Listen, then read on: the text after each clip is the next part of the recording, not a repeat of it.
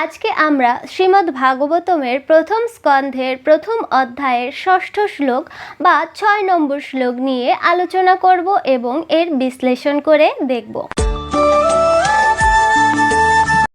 তার পূর্বে আমরা আগে শ্রীমদ্ ভাগবতম অথবা ভাগবতজির দর্শন করে নিই। তাহলে চলুন শুরু করা যাক। শ্লোক নম্বর 6। ঋষয়া উচঃ ত্বয়া খলু পুরাণানি সেতিহাসানি চানঘ আখ্যাতন্যপ্যধীতানি ধর্মশাস্ত্রানি যন্যুতা। অনুবাদ: ঋষিরা বললেন, হে পরম শ্রদ্ধেয় সুত গোস্বামী, আপনি সম্পূর্ণরূপে নিষ্পাপ। আপনি মহাভারত আদি ইতিহাস সহ অষ্টাদশ পুরাণ এবং সমস্ত ধর্মশাস্ত্র সদ্গুরুর কাছে অধ্যয়ন করেছেন। শুধু তাই নয়, তা আপনি ব্যাখ্যাও করেছেন। দেখুন, এখানে এই যে বলা হয়েছে কি, সুত গোস্বামীকে খুব সুন্দরভাবে শ্রদ্ধাবনতভাবে কি করা হয়েছে, বলেছে আপনি সম্পূর্ণরূপে নিষ্পাপ।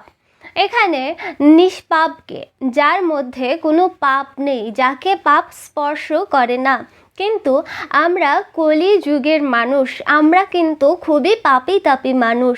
তো আমাদের পক্ষে এই ঋষিদের মাহাত্ম্য বা এই মহর্ষিদের মুনিদের মাহাত্ম্য বোঝা খুবই কঠিন। তবুও দেখুন, আমরা একটু বোঝার চেষ্টা করি। আপনি মহাভারত আদি ইতিহাস সহ অষ্টাদশ পুরাণ এবং সমস্ত ধর্মশাস্ত্র, শুধুমাত্র একটি দুটি ধর্মশাস্ত্র নয়। আমরা কি করি, আমরা শুধুমাত্র একটু গীতা পড়ে ফেললে তাতেই আমাদের অহংকার চলে আসে। অনেককে আমি দেখেছি, তারা বলে কি, আমি গীতা 2 বার শেষ করে ফেলেছি, আমি 5 বার পড়ে ফেলেছি।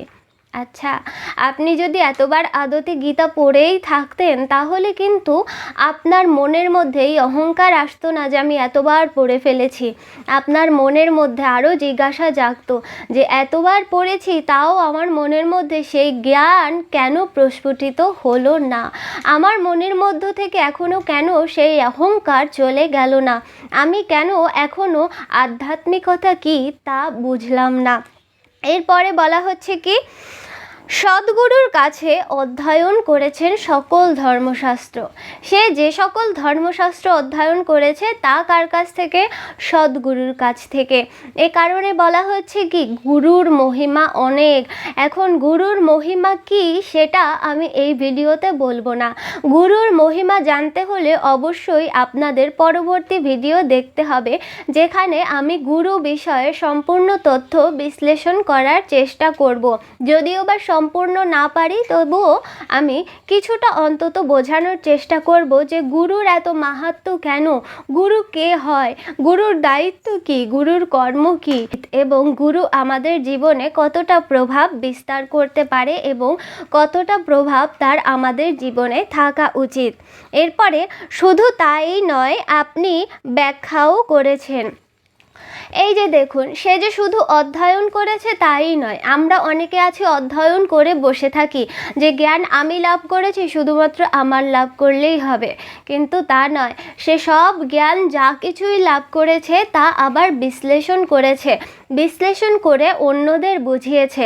আমাদেরও তেমনই উচিত। আমরা যদি জ্ঞান লাভ করি, তাহলে সেগুলো আমাদের ভালো মতো বোঝা উচিত এবং বুঝে তা আবার বিশ্লেষণ করা উচিত এবং অন্য সকলকে জানানো উচিত, যাতে অন্যরাও জানতে পারে, অন্যরাও আমাদের থেকে কিঞ্চিত হলেও উপকৃত হতে পারে এবং এই আধ্যাত্মিক পথে আসতে পারে।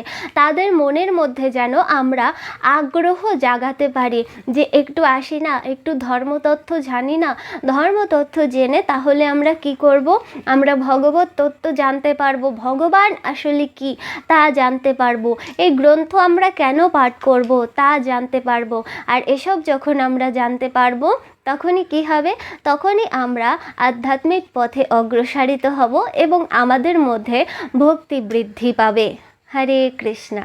আর শাস্ত্রীয় অথেন্টিক নিউজ পাওয়ার জন্য, অথেন্টিক তথ্য পাওয়ার জন্য অবশ্যই আমাদের চ্যানেলের সঙ্গে যুক্ত হয়ে থাকবেন। রাধে রাধে।